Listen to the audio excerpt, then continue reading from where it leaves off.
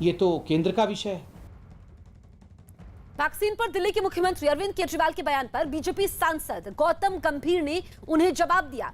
उन्होंने मुख्यमंत्री केजरीवाल को कोरोना काल में वैक्सीन को लेकर राजनीति नहीं करने की सलाह दी। हर चीज़ पे राजनीति करने की ज़रूरत है। पहले शुरुआत करिए आपने कोविड बेड से, फिर आप ऑक्सीजन पे आ गए और वैक्सीनेशन पे आ गए। 51 लाख वैक्सीनेशन लग चुके हैं दिल्ली में, सबसे ज़्यादा वैक्सीनेशन लगे, जब तक कि 32 लाख लगने चाहिए थे। आप भी तो कुछ परचेज़ करेंगे, कब परचेज़ किया, कहाँ परचेज़ किया, वो कम से कम दिल्ली की जनता को कॉपी दिखाइए, हमारे को मत दिखाइए। हम तो आपके पॉलिटिकल राइवल्स हैं, ठीक है, आपको तो लगेगा कि हम आरोप लगाएंगे, लेकिन दिल्ली की जनता को तो सच्चाई पता होनी ज़रूरी है ना। उन्होंने तो आपको चुना है, आपकी उनकी तरफ तो कोई जिम्मेदारी है या नहीं है? अगर आपकी दिल्ली की जनता की तरफ जिम्मेदारी है तो साफ सामने आइए, सच्चाई बताइए और दिल्ली की सेवा करिए, दिल्ली को बचाइए। रवि हमारे सहयोगी दिल्ली से लाइव मौजूद है। रवि, जो वैक्सीन के मुद्दे पर टकराव है वो बीजेपी और आम आदमी पार्टी के बीच बढ़ता ही जा रहा है और बीजेपी लगातार कह रही है कि अरविंद केजरीवाल प्रेस कॉन्फ्रेंस करके बार बार झूठ बोल रहे हैं। ये बीजेपी और आम आदमी की सिर्फ टकरार नहीं है और ना ही सिर्फ लड़ाई है। ये देखिए, ये अलग अलग पार्टियों की केंद्र सरकार के ऊपर हमला है और केंद्र सरकार अपनी सफाई भी कह रही है और आंकड़े भी पेश कर रही है। अगर मैं इन आंकड़ों से अलग एक आंकड़ा पेश करूं कि 1,77,00,000 डोज केंद्र सरकार की तरफ से जारी किया गया है, कि ये जो केंद्र सरकार की तरफ से डोजेज उपलब्ध कराए गए हैं राज्य सरकारों के पास में अभी भी उपलब्ध है ये डोजेज, लेकिन उसके बावजूद तमाम राज्य सरकारों की तरफ से वैक्सीन की कमी का रोना रोया जा रहा है। और जो वैक्सीन की बर्बादी का जो सवाल है, वो वैक्सीन की बर्बादी को लेकर प्रधानमंत्री नरेंद्र मोदी ने खुद ही सवाल खड़ा किया था। ये काफी शुरुआती दौर में ही खड़ा किया था। उस समय भी राज्य सरकारों की तरफ से वैक्सीन की बर्बादी को लेकर भी उस समय आंकड़े जारी हुए थे और ये कहा गया था। ठीक है रवि, मैं आपको रोकूंगी। इस वक्त की बड़ी खबर बता दें, कोरोना पर देश में कोरोना के मामलों में पिछले 24 घंटों में एक बार फिर से बढ़ोतरी दर्ज की गई है। एक दिन में कोरोना के 2,11,000 से ज्यादा मामले सामने आए हैं, जबकि पिछले 24 घंटों में कोरोना की वजह से 3,847 लोगों की मौत हुई है। राहत की बात यह है कि पिछले 24 घंटों में संक्रमण दर घटकर 10% से नीचे पहुंच गई है। तो जो आंकड़े सामने आए हैं इस बार फिर से 2 लाख को पार कर गए हैं, क्योंकि कल भी यही आंकड़ा था। रवि, जरा ये बताइए कि आज भी आंकड़े 2 लाख को क्रॉस कर चुके हैं, तो क्या टेस्टिंग ज्यादा हुई है?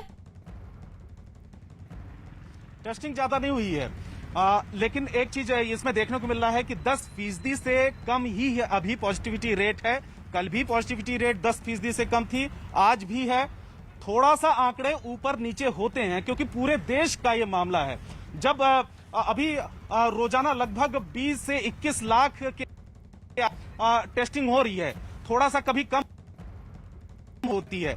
और केंद्र सरकार ने बार बार ये भी कहा है कि ये जो टेस्टिंग की संख्या है वो लगातार बढ़ाई जाएगी और भविष्य में इसको और भी ज्यादा बढ़ाया जाएगा। लेकिन कभी आंकड़े जो रोजाना के आंकड़े आते हैं वो कभी थोड़ा सा कम आते हैं और कभी ज्यादा आते हैं। आज थोड़ा सा ज्यादा है कल के कंपैरिजन। अगर हम उसके एक दिन पहले की बात करें तो वो भी 2 दिन से कंपैरिजन में 2 दिन पहले वाले जो आंकड़े थे वो और भी ज्यादा कम थे। 40 दिन के बाद वो आंकड़े ऐसे आए थे जो काफी कम थे। तो एक राहत की बात जरूर देखने को मिली थी 2 दिन के पहले, लेकिन आज जो आंकड़े बढ़े हैं वो बहुत ज्यादा डराने वाले नहीं हैं, बहुत ज्यादा चिंता वाली बात नहीं है। ये आंकड़ों में बहुत ज्यादा इजाफा नहीं हुआ है। तो अगर 10-20 हजार के जो नंबर ऑफ केसेस बढ़ते या घटते हैं तो उससे बहुत ज्यादा न राहत की बात कह सकते हैं। हम आपके पास लौटेंगे, बने रहिए आप हमारे साथ। दरअसल वैक्सीन बर्बादी के मुद्दे पर बीजेपी की नेता मीनाक्षी लेखी ने राज्य सरकारों पर पलटवार किया और वैक्सीन खराब करने वाले लोगों पर कार्रवाई करने की अपील की है। विषय नहीं है तो 10,000 करोड़ 9,959 करोड़ रुपए आपने किसके लिए रखा है स्वास्थ्य के नाम पर, वो जरा समझाइए। वैक्सीनेशन एक बहुत बड़ा मुद्दा है। कई राज्यों से रिपोर्ट आई है सिलसिलेवार तरीके से मैडम की वैक्सीनेशन कैपेसिटी वो पूरी नहीं इस्तेमाल कर रहे हैं। वो एक अलग षड्यंत्र है और इसीलिए मुझे लगता है कि ये लोग राजनीति केवल देश की सेवा के लिए नहीं बल्कि षड्यंत्रकारी गतिविधियों के लिए करना चाहते हैं और देश की जनता के साथ सिवाय धोखा और अविश्वास के अलावा इन्होंने कुछ दिया नहीं है। इनका मकसद शक्ति प्राप्त करना, पावर में आना, सिर्फ अपने मंसूबों को साधने के लिए है, ना कि जनता की सेवा के लिए है। जबकि हमारी पार्टी और संगठन लगातार जनता की सेवा में पूर्ण रूप से डूबे हुए हैं। आज अगर इतिहास की हम बात करें तो 1950, 1934 कई वैक्सीन्स अलग अलग समय पर दुनिया भर में आई और भारत में वैक्सीन्स यूनिवर्सल वैक्सीनेशन, यहाँ तक कि पोलियो जैसी वैक्सीन को आते आते 1995 का समय लगा। 1995 जब भारत में पोलियो जैसी वैक्सीन आई तो आप अंदाज़ा लगाइए कि हम पहले से कहीं 20 साल पिछड़े हुए थे, कहीं 8 साल, कहीं 10 साल, कहीं 25 साल, कहीं 50 साल, इतने अधिक हम पिछड़े हुए थे वैक्सीनेशन के मामले में। पहली बार भारत का इतिहास है कि अगर दिसंबर में दुनिया भर में वैक्सीन लॉन्च हुई तो भारत के अंदर जनवरी के अंदर 1 महीने के भीतर ही वैक्सीन लॉन्च हुई।